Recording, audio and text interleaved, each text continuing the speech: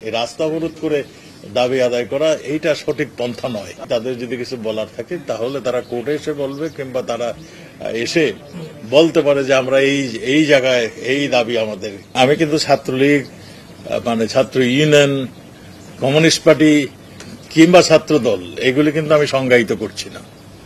আমি বলছি ছাত্ররা, আমি কিন্তু ছাত্ররাই বলছি। ছাত্ররা হয়তো মানে এক দল পক্ষে রয়েছে, আরেক দল বিপক্ষে রয়েছে, হতে পারে।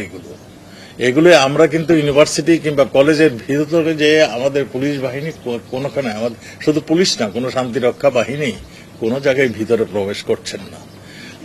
আমাদের কথা হলো ছাত্রদের মধ্যে মতবিরোধ থাকতেই পারে, সবসময় ছিল, এটা হতেই পারে। এখন কোন দল পক্ষে কোন দল বিপক্ষে সেইগুলি আমাদের জানার বিষয় না।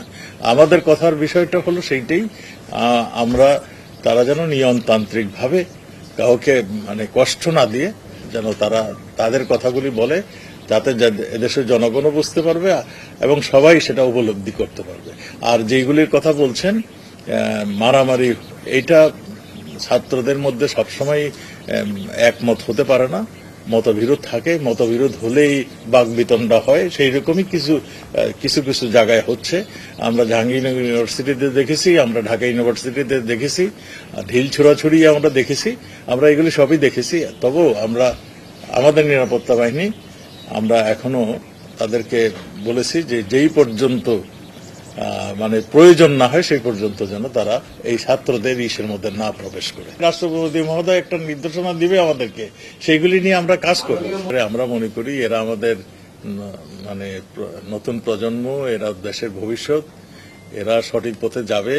আমরা ধৈর্য সহকারে আমরা এগুলি দেখছি। আমরা অবশ্যই তাদের কাছে কোনো ধরনের ধ্বংসাত্মক কাজে যদি তারা মানে নেমেই আসে, তখন আমাদের কাজটি আমরা করব। এটা আমরা আগেও বলেছি। আমরা তাদেরকে অনুরোধ করব তারা যেন এই রাস্তাঘাট বন্ধ করে দেয়, তারা যেন জনদুর্ভোগ যাতে না হয় সেই যে ব্যবস্থাটা গ্রহণ করে। তারা দেশের ভবিষ্যৎ, কাজেই তাদের এগুলি চিন্তা তাদেরও করতে হবে ভবিষ্যতে। আমি সেই আহ্বানটাই করব আপনাদের মাধ্যমে, তারা যেন এগুলি পরিহার করে তারা যেন ফিরে যায়। 250-টিরও বেশি ডিজাইন অপশন নিয়ে ওয়ালটন স্মার্ট ফ্রিজ, বোঝে আপনার প্রয়োজন। এগুলি শিখানো বক্তব্য, আমি তো আগেই বলেছি, এগুলি ছাত্রদের বক্তব্য নয়। তারা এদেশের মানুষ মাননীয় প্রধানমন্ত্রীকে অত্যন্ত হৃদয় দিয়ে ভালোবাসে। এদেশের মানুষ নিশ্চয়ই খেয়াল করেছে কোথা থেকে ধ্বংসস্তূপ থেকে বাংলাদেশকে এই জায়গায় নিয়ে আসছে, কার নেতৃত্বে। বঙ্গবন্ধুর 3.5 বছর আর তার কন্যা, যার ধমনীতে বঙ্গবন্ধুর রক্ত প্রবাহিত হচ্ছে, সেই বদলে দিয়েছে বাংলাদেশকে। আমাদের ছাত্ররা খুব ভালো করে জানে। আমাদের ছাত্ররা 15 বছর আগের বাংলাদেশ, 15 বছর আগে বিদেশে গেলে তাদের কি অবস্থা হতো, এখন কিভাবে আছে, এটা খুব ভালো করে জানে। কাজেই বঙ্গবন্ধুর কন্যাকে তারা এইগুলি গালি দেওয়া, এই যে কটূক্তি করা, গালি না কটূক্তি করা, এইগুলি তারা করেনি। এইগুলি তাদের শিখিয়ে হয়তো কেউ দিয়েছে, তাদের শিখানো বলেই তারা বলেছেন।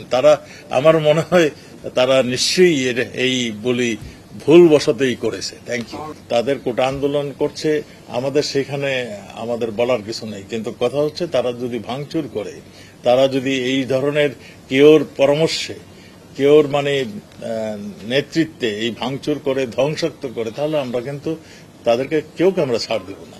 ধ্বংস করলেই, জনদুর্ভোগ সৃষ্টি করলেই, মানে আমাদের রক্ত ঝরালেই আমাদের আইন শৃঙ্খলা বাহিনী দেশের মানে স্বার্থে আমাদের কাজটি আইন শৃঙ্খলা বাহিনী করবেন এবং তাদের প্রতি তাই নির্দেশ দেওয়া হয়েছে।